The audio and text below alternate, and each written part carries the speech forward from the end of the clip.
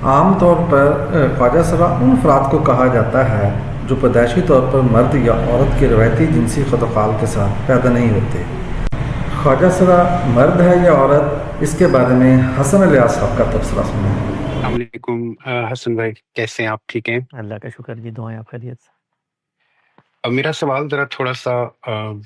میں دو حصے ہیں میرے سوال کے۔ پہلا جو حصہ ہے وہ گاندھی صاحب بھی بات کرتے ہیں، آپ کے کوشچنس پہ بھی وہ جواب دیتے ہیں،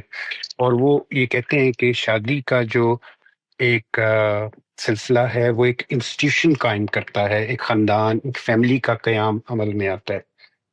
میرا سوال جو ہے وہ آج کل کے حالات کے اوپر ہے۔ ہمارے ہاں میں ٹرم یوز کروں گا خواجہ سرا، ناٹ ٹرانسجینڈر، کیونکہ ٹرانسجینڈر کافی کمپلیکیٹڈ بنا دیا ہے اس ٹرم کو لوگوں نے۔ خواجہ سرا سے میں کلیئر ہوتا ہے کہ ہمارے ماحول میں خواجہ سرا ہم کسے کہتے ہیں۔ پہلا سوال کا حصہ یہ ہے کہ آج کل پاکستان میں ایک لیجسلیشن ہوئی ہے جس میں کہ ایک بچہ جسے ڈاکٹرز خواجہ سرا ڈکلیئر کرتے ہیں، اس وہ there will be 5 people medical board will decide کہ whether is وہ جو بچہ ہے وہ ہی ہے یا شی ہے، وہ ڈیسائیڈ کرتے ہیں۔ پہلا سوال تو میرا یہ ہے کہ اگر ایک شخص ہمارے معاشرے میں موجود ہے اور وہ اپنے آپ کو ایدر ہی اور شی ڈکلیئر کرتا ہے، تو اس پہ کوئی اعتراض یا دینی لحاظ سے کوئی بنتا ہے یا نہیں بنتا، یا اس کو کس طرح تحقیق کیا جانا چاہیے؟ یہ میرا پہلا حصہ ہے سوال کا۔ دوسرا حصہ یہ ہے کہ once it's decided کہ وہ شی ہے، اور وہ سائیکولوجیکلی جینیٹلی ان ایوری آسپیکٹ وہ کہتے ہیں کہ جی یہ حصہ جو شی والا ہے یہ زیادہ غالب ہے اس کی شخصیت پر، اور وہ خود سے بھی چاہتا ہے کہ میں ایز اے عورت زندگی گزاروں، تو کیا اسلام اس میں اس کو شادی کی اجازت دیتا ہے، یا کوئی آپشن ایسی ہے، یا کوئی ایسی بات ہے ہمارے ہاں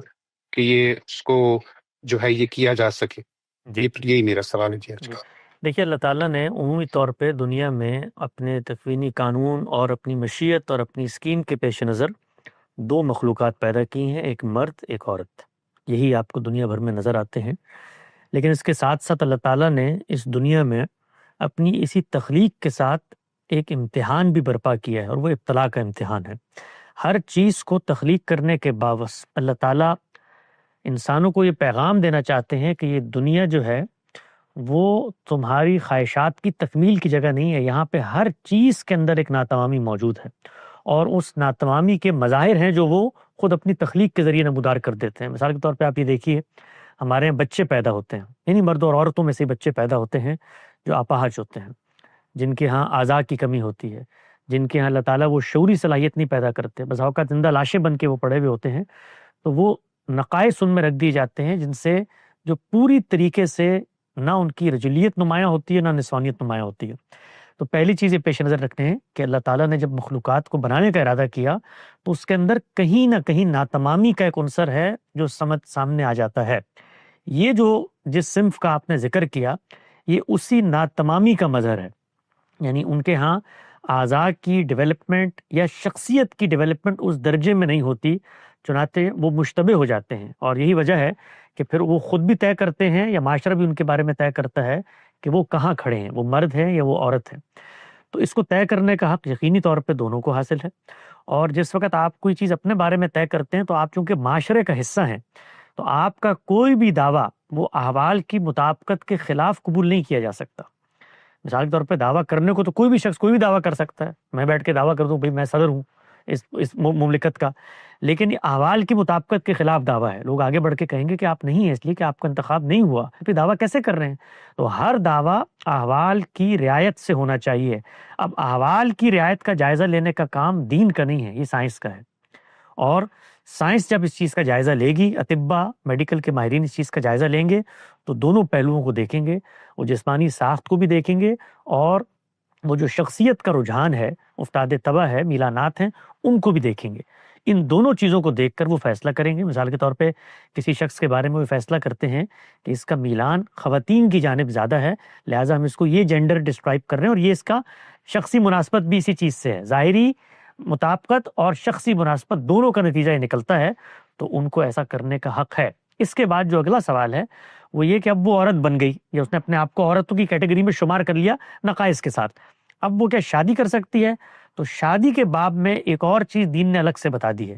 وہ یہ ہے کہ شادی کے بعد جو جنسی تعلق ہے، ظاہری بات ہے جب آپ شادی کریں گے تو جنسی تعلق قائم کریں گے، جنسی تعلق جو ہے وہ پاکیزہ طریقے سے قائم ہونا چاہیے۔ اب اگر جس بندے کو آپ نے یا بندی کو جو صنف الاٹ کی ہے وہ اس چیز میں مزاحم ہے کہ وہ پاکیزہ رستے کے ساتھ وہ تعلق قائم نہیں کر سکتی، تو ایسی صورت میں ہر فقیہ، ہر عالم یہی مشورہ دے گا کہ آپ کو پھر شادی نہیں کرنی چاہیے۔ اور شادی اس لیے نہیں کرنی چاہیے کہ اگر آپ شادی کریں گے تو جو تقاضے ہیں لازمی شادی کے وہ خدا کے دین اور خدا کی شریعت کے انحراف کے ذریعے پورے ہوں گے۔ آگے بڑھ کے کوئی شخص یہ بھی کہہ سکتا ہے کہ جی میں اس کا علاج کرا کے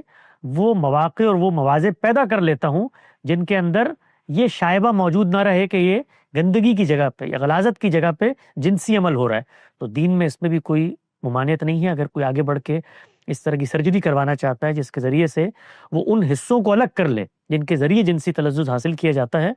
تو بالکل وہ شادی بھی کر سکتا ہے، شادی کر کے رہ بھی سکتا ہے۔ بس اصل چیز پیش نظر رہنی چاہیے کہ جنسی معاملات میں دین جہاں سے داخل ہوتا ہے وہ پاکیزگی ہے، اس پاکیزگی کے عمل کو متاثر نہیں ہونا چاہیے۔